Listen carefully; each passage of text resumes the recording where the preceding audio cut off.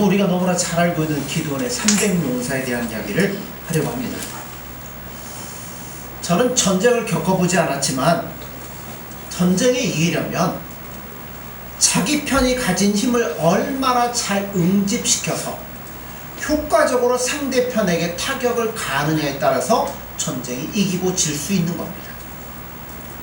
마찬가지로 하나님의 군사인 우리들이 사탄의 세력과 싸우기 위해서는 우리가 가지고 있는 힘을 잘 응집시켜서 효과적으로 싸워야 이길 수가 있어요. 사사기 10장 전반부에 보면 기드온이 이스라엘 백성들을 멸망시키려고 몰려든 미디안의 군사들과 싸우기 위해서 전쟁을 준비하는 장면이 나옵니다. 이 전쟁을 위해서 기드온이 무엇을 준비해야 될까요?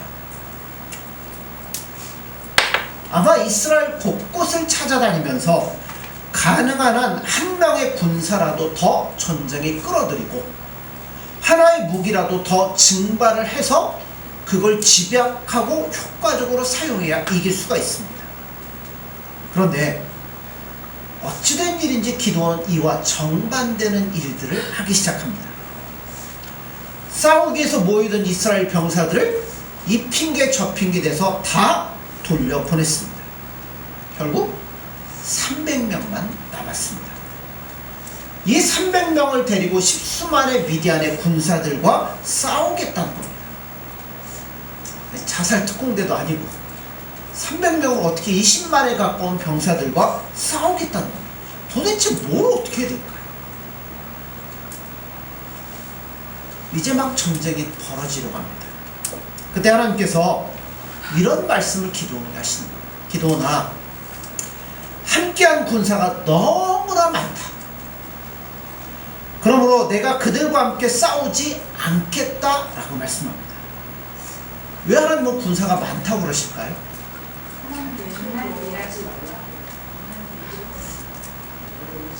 자, 전쟁이 아직 시작된 건 아니에요. 전쟁이 시작되기 바로 전에 야, 군사 많다, 보내자, 이 얘기를 하셔요. 무엇 때문에 그러실까요? 그것은 이 전쟁의 성격이 어떤 것인가를 분명히 깨닫도록 하기 위해서입니다. 이 전쟁의 성격이 뭘까요? 단순히 이기고 지는 전쟁이 아니에요. 자기 민족을 다른 민족의 손에서 보호하기 위한 전쟁도 아닙니다. 이 전쟁은 딱 한 가지. 다 돌려보내고 300명 갖고 싸우면 어떻게 이기겠어요? 그럼 뭐 하시겠다는 거예요? 자, 이 전쟁은 불의한 세상 가운데서 과연 하나님이 살아계시냐, 살아계시다면 어떠한 능력의 하나님이냐, 이것을 보여주기 위한 전쟁인 거예요. 그래서 하나님 미디안과 싸우겠다고 몰려든 이 32,000명의 군사들도 너무 많다고 하시면서 야, 이거 많으면 쥐들이 힘으로 싸워서 이겼다고 할 거 아니냐, 그러니까 다 돌려보내죠. 돌려보내고 300명만을 남겨놓으십니다. 근데요, 우린 결과도 알고 다 아니까 300명, 그럼 300명이 갖고 이제 다 이기겠지. 하지만 여러분 기드온의 입장에서 한번 생각해 보십시오. 한 명의 군사도 아쉬운 판국에 돌아가겠다는 사람도 뭐 해야 돼요?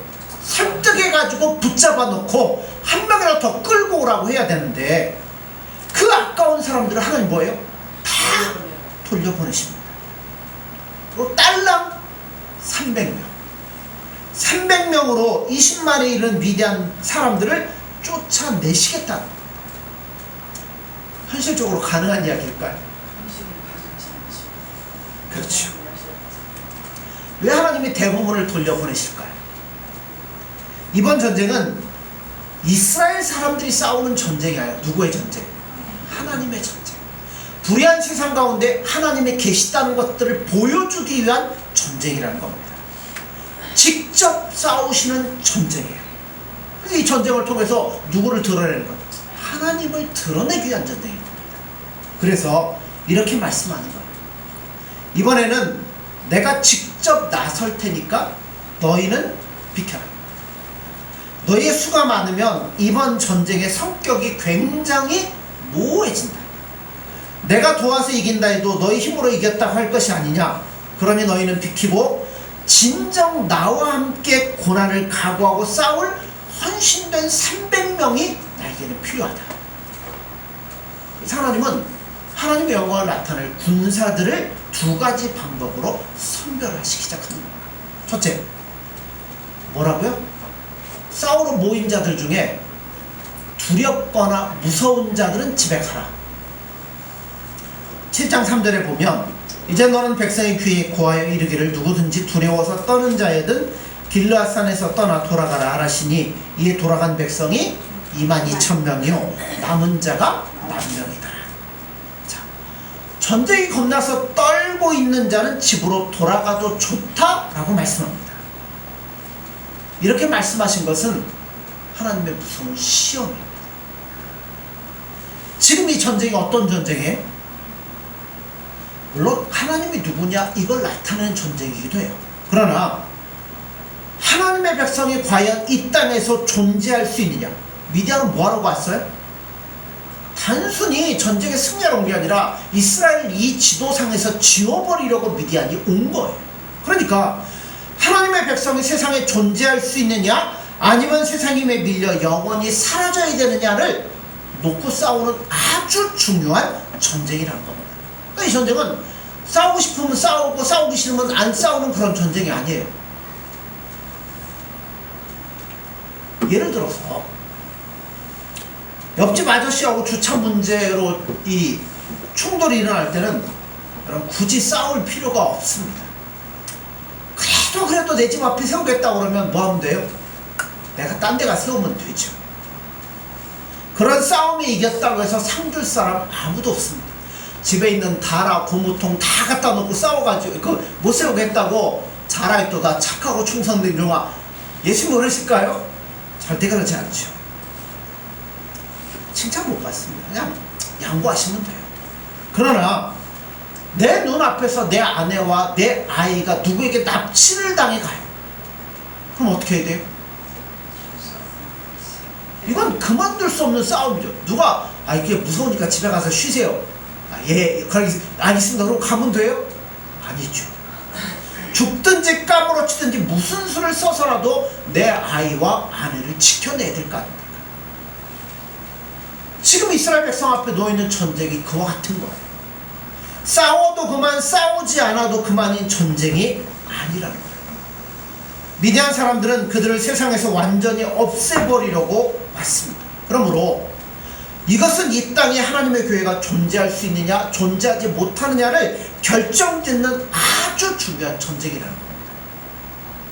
그런데 자신의 민족의 사활, 자신 믿는 신앙의 사활이 걸린 중요한 상황을 앞에 두고서 돌아가라고 한다고 돌아가면 어떻게 됩니까?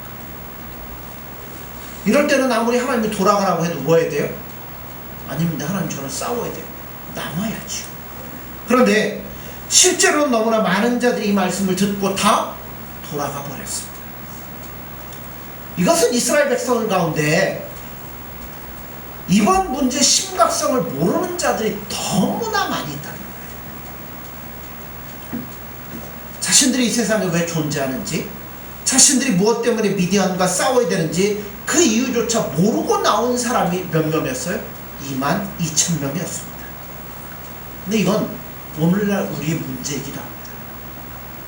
그리스도인이라고 하면서 그리스도인이 뭐하는지 대체 뭐하는 사람인지 모르는 사람들이 얼마나 많죠. 여러분 왜 예수님을 믿어야 됩니까? 왜 쉬운 길이 있음에도 그렇게 고난을 당하면서 믿음의 싸움들을 여러분 싸우셔야 됩니까? 왜 죄 때문에 눈물을 흘려야 됩니까? 왜 고난을 받아야 되는지 전혀 모르는 사람들이 너무나 많답니다. 기독교가 무엇입니까?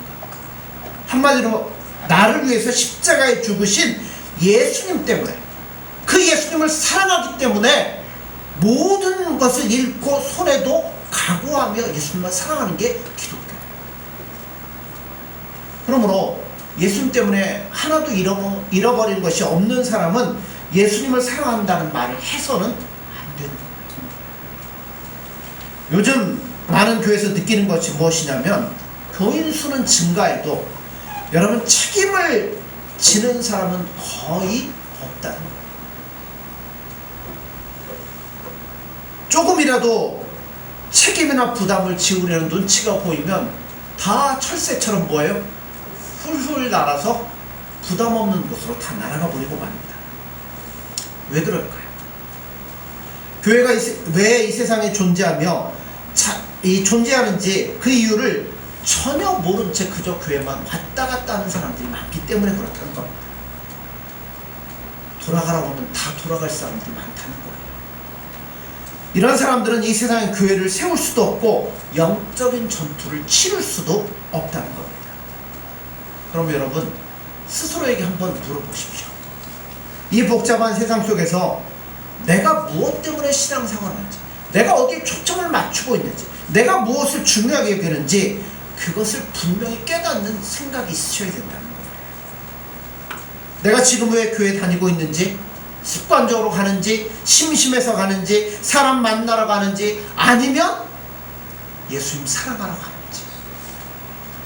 이건 아무리 시간이 오래 걸리고 고통스럽다고 해도 반드시 물으셔서 깨달으셔야 된다는 겁니다. 예수님이 나를 왜 이렇게 문제 많은 곳에 살게 하시나? 왜 이렇게 복잡한 집안에 태어나게 하셨는가? 왜 이런 어려움을 주셨는가? 이런 질문들을 스스로 하시고 답을 구하셔야 돼요. 이걸 모르는 사람은 여러분 절대 군사의 숫자에 포함될 수가 없다는 겁니다. 그런 정체성이 없는 사람은요, 구경꾼에 불과할 뿐이지 책임지는 주체로 사용될 수가 없어요. 아무리 똑똑하고 아무리 많이 배우고 아무리 많은 것들을 가지고 있어도요, 이것이 분명하지 않은 사람은 예수님의 군사로 사용될 수가 없다는 겁니다. 첫 번째 시험이 끝났어요. 떠나가고 100명 남았어요? 100명 남았습니다. 그런데도 하나님은 뭐예요? 아직도 숫자가 많다고 하시면서, 자, 이번엔 물가로 데려가라, 물을 먹여라, 그리고 내가 분류할 테니까 너는 기다려라 하고 말씀을 하십니다. 그랬더니 물을 먹이는데 어떻게 먹어요? 무릎을 꿇고 그냥 물속에다 입을 대고 꿀꺽꿀꺽 마시는 사람이 9,700명, 통으로 물을 떠서 마시는 사람이 300명. 여러분 같으면 어느 쪽을 택하시겠습니까? 아무래도 300명보다는 9,700명이 낫잖아요. 그런데 하나님은 9,700명을 포기하고 300명을 택하셨습니다. 이렇게 하신 이유가 뭘까요? 물 먹는데 물 두덩이를 대고 먹나 떠서 먹나 무슨 상관이에요? 싸우는 거. 사실 군인이 무릎을 꿇고 혀로 물을 핥아 먹었다고 해서 큰 잘못 저지른 거 아니잖아요. 율법에는 이런 조항도 없어요. 여기에 대한 해석은 아주 다양합니다. 어떤 신학자는 군인으로서 충분한 경계 자세를 취하지 않았기 때문이다. 물 먹는데 이렇게 물에 대고 입하면 어디 사방 못 돌아보잖아. 적군이 와서 찔리면 죽을 거 아닙니까? 그래서 군대도 그런 게 있어요.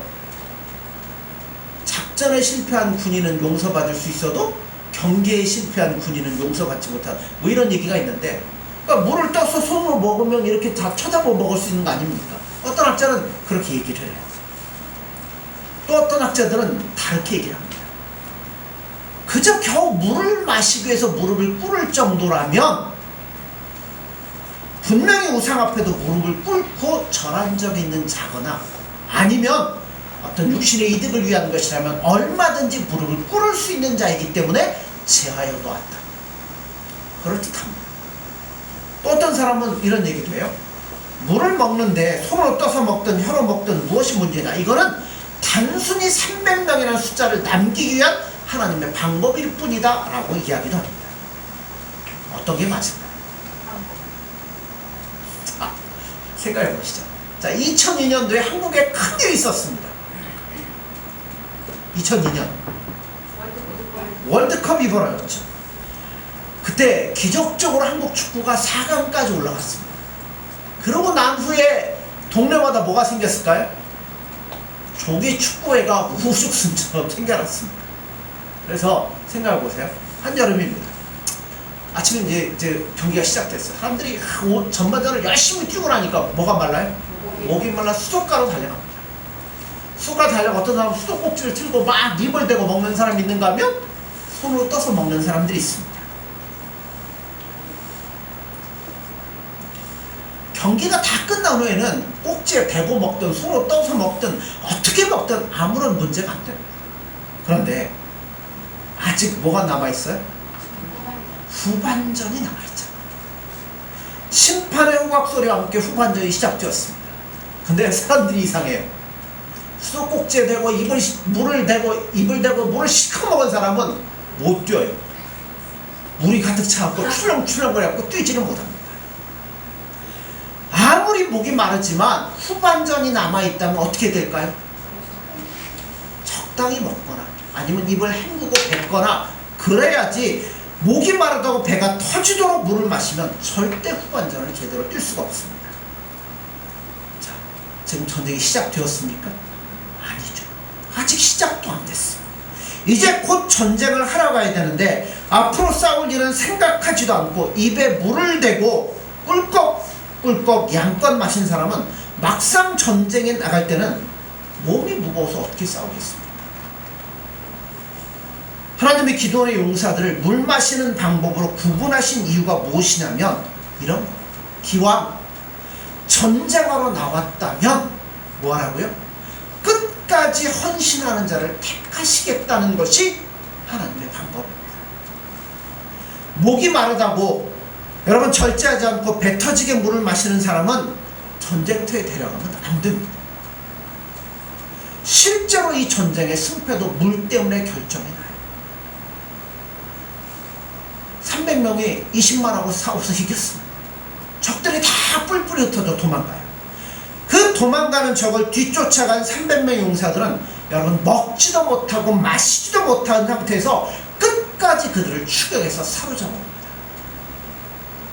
이 300명이 목이 마르다고 이제 대충 이겼지 않습니까? 목 말라 죽겠는데 물이나 먹읍시다. 배고픈데 밥 먹읍시다. 그랬으면 어떻게 됐을까요? 전쟁의 끝마무리가 안 됐겠죠. 아마 도중에 포기하고 말았을 거란 겁니다. 하나님은 자기 백성이 옳다고 판단되는 일에 군소리 없이 끝까지 헌신하시기를 원하십니다. 누가 그렇게 할 수 있을까요? 자기 욕망을 절제할 수 있는 사람만이 그렇게 할 수 있습니다. 당장 목이 말라도 물을 양껏 마시면 안 된다는 것을 알고 있는 사람들을 하나님은 사용하신다는 거예요. 지금은 내가 가진 신앙 때문에 힘이 들지만 선한 싸움을 위해서 참고 인내하는 사람들을 하나님은 기뻐하시며 사용하시는 겁니다. 그렇다면 도대체 이 300명은 누굴까요? 어떻게 물을 마시는 이 작은 일에까지 절제하고 충성할 수 있었을까요? 아마도 이 사람들은 이 전쟁이 어떤 전쟁인지 분명히 알고 있었습니다. 무슨 일이 있어도 이번에 미디안을 뭐 해야 돼요? 몰아내야 된다는 겁니다. 그래서 나는 이 일에 끝까지 사용되어야 된다는 굳은 마음이 목이 말라도 양껏 마시지 않도록 그들을 절제시켰을 것이라고 생각을 합니다. 이런 마음, 이런 자세가 여러분에게도 함께하기를 간절히 소원합니다. 자, 그래서 300명 정도 남았어요. 기도원의 마음이 어떨까요? 기도원의 입장에서 한번 생각을 해보세요. 싸우겠다는 사람 다 돌려보내고 적군은 한 20만 명 가까운데 300명 딱 데리고 나갔어요. 300명이 다 삼손도 아니고 어떻게 된 건가? 아마 하나님 더 못하겠습니다. 사표 던지고 돌아가고 싶었을 거예요. 그나마 미디안과 싸워보겠다고 나온 사람들은 다 돌아가고 남은 거라고는 겨우 물을 손으로 떠서 마신 300명 뿐입니다. 적과 싸우는데 손으로 물을 떠마시든 입을 대고 마시든 그게 싸운 거와 무슨 상관이 있겠어요? 한 사람이라도 더 남겨서 한 명이라도 적군이라도 더 죽여야 이길 수 있는 거 아닙니까? 그러니까 정말 이때 이 기도는 포기하고 싶었을 거랍니다. 근데 하나님은 다 아시잖아요. 그때 하나님께서 기드온에게 말씀합니다. 기드온아, 걱정하지 마. 그리고 너 한번 적진을 가서 염탐을 하고 와봐라. 그래서 말씀을 따라서 기드온이 적진을 염탐하던 중 미디안 군사들이 경계 쓰다가 서로 꿈 얘기하는 것들을 듣게 됩니다. 자, 꿈에 보리떡 한 덩어리가 미디안 진으로 굴러 들어와서 한 장막에 이르러 그것을 쳐서 무너뜨려 엎드렸더니 곧 쓰러지더라. 그 동무가 대답하여 가로되 이는 다른 것이 아니라 이스라엘 사람 요아스의 아들 기드온의 칼날이라. 하나님의 미디안과 그 모든 군대를 그의 손에 붙이셨느니라 하더라. 지들끼리 꿈꾸고 지들끼리 해석까지 다 해요. 그 이야기를 들을 때 기드온의 마음이 어떻겠어요? 뜨거워지기 시작했고, 여러분, 마음이 활짝 열리기 시작했습니다. 기껏 군사 모았더니 다 돌려보내고 300명밖에 남지 않았습니다. 이 싸움은 해보나 말할지 게 뻔해요. 그런데 보리떡 이야기를 들으면서 여러분, 기드온이 깨닫기 시작했다는 거예요. 하나님은 볼품없는 보리떡 같은 자신을 사용하고 계시더라는 겁니다. 기드온이 처음 하나님을 만날 때 하나님이 기드온이 뭐 할 때 만나주셔요? 포도즙 틀을 짜는. 포도즙 틀을 어떻게 짜요? 포도즙을 짤 때 이스라엘 백성들은 방아가 아니에요. 그냥 웅덩이에다가 포도를 담아놓고 밟아요. 들어가서 쏙 들어가서 이제 밟아요. 그러면 그게 이제 진뭉개 되면서 즙이 돼갖고 흘러나와서 따로 그걸 모아가지고 포도즙을 만들어요. 거기서 뭐 하고 있었어요? 곡식을 빻고 있어요. 왜 그 속에서 빻아요? 미디안 사람들에 뺏길까봐 겁나가지고 그 속에서 몰래 숨어갖고 그거 빻고 있어요. 근데 하나님 기도원에 뭐라고 그래요? 큰 용사라고. 그 속에 몰래 숨어갖고 하는 게 무슨 큰 용사예요. 오늘 본문에 나와요. 보리떡이죠. 다른 것도 아닌 보리떡처럼 볼품도 없고 나약하다는 거죠. 그런데 그런 자신을 하나님이 사용하신다는 것을 이 꿈과 해몽을 통해서 확신하기 시작합니다. 자, 보세요. 근데 재밌는 건 기드온을 자신을 뭐라고 생각해요? 보리떡이라고 생각을 해요. 근데 미디안의 군사는 뭐라고 생각해요? 칼날이라고 이야기를 합니다. 무슨 말입니까? 우리가 예수님만 사랑하며 살아가잖아요. 세상으로 보여줄 거 없어요. 우리 어떻게 보면 보리떡 같아요. 그 고린도후서에 나오는 거 사방으로 우겨싸움을 당하여서, 그죠? 아무것도 없는. 근데 우리 속에 뭘 갖고 있다고요? 보배를 갖고 있다는 거잖아요. 보리떡처럼 볼품 없고 능력 없고 오직 예수님밖에는 바라볼 게 없는 사람이지만, 우리 예수님 앞에 살아갈 때 세상 사람들은 우리를 뭐처럼 본다고요? 칼날처럼 볼 거라는 겁니다. 우린 칼날이에요. 예수님밖에 없지만 우린 그래서 개떡 같고 보리떡 같지만 세상 사람들이 볼 때는 칼날처럼 보여질 거라는 겁니다. 근데 실제로 칼날처럼 보입니까? 칼은 칼인데 날이 다 무뎌져 갖고 아무것도 쓸모없는 모습으로 보일 때가 너무나 많습니다. 왜 그럴까요? 예수님에게서 답을 안 찾기 때문입니다. 상식적인 수준에서 세상적인 답을 찾다 보니까 여러분, 보리떡이 아니고 칼날이 아니게 된 거예요. 타협하지 말아야 될 사람들의 기준들을 너무나 낮춰버리고 말았습니다. 그러므로 이제 칼을 다시 가셔야 돼요. 어떻게 갈아야 돼요? 여러분, 보리떡은 보리떡다워야 돼요. 그걸 뭐 세상의 능력과 이런 걸로 간다고 갈아지는 거 아닙니다. 오직 예수님만 사랑하고 예수님만 의지하고 그분만을 붙잡을 때, 그때 우린 예수님의 손안에 붙들린 보리떡이 될 것이고 세상에는 날카로운 칼날로 살아갈 수 있을 거라는 겁니다. 여러분, 진정으로 예수님 사랑하십니까? 그렇다면 기드온의 300명의 용사를 생각하십시오. 우리가 믿는 예수님이 누군지, 왜 교회에 다니는지, 왜 이런 싸움을 싸워야 되는지를 분명히 여러분 깨달으셔야 된다는 겁니다. 또한 절제하셔야 됩니다. 자신을 절제하지 못하는 사람은 부름받은 목적에 끝까지 헌신하지 못하고 중도에 포기할 수밖에 없다는 겁니다. 마지막으로 하나님은 보리떡 같은 우리를 사용하시기를 기뻐하신다는 겁니다. 우리가 보리떡다워질수록 우리는 자꾸만 보리떡이 아니라 뭐가 되고 싶어요? 황금떡이 되고 싶고 막 강철떡이 되고 싶은데 아니에요. 보리떡은 보리떡다워질 때 하나님이 쓰시고 예수님이 쓰신다는 겁니다. 그러므로 오늘 이 말씀 바라보면서 예수님 앞에 기도원의 300명의 용사처럼 제대로 알고 제대로 헌신하여서 하나님의 영광을 드러내고 선포할 수 있는 저와 여러분들 되어지기를 간절히 소원합니다. 기도하겠습니다. 예수님 사랑합니다. 또한 감사합니다. 오늘도 저희들 예수님을 사랑하며 예수님만 의지하며 보리떡답게 사용되어지기를 원합니다.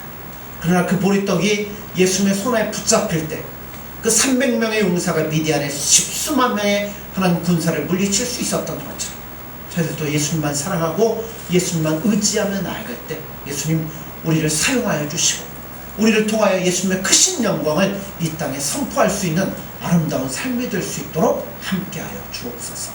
예수님의 이름으로 기도드립니다. 아멘.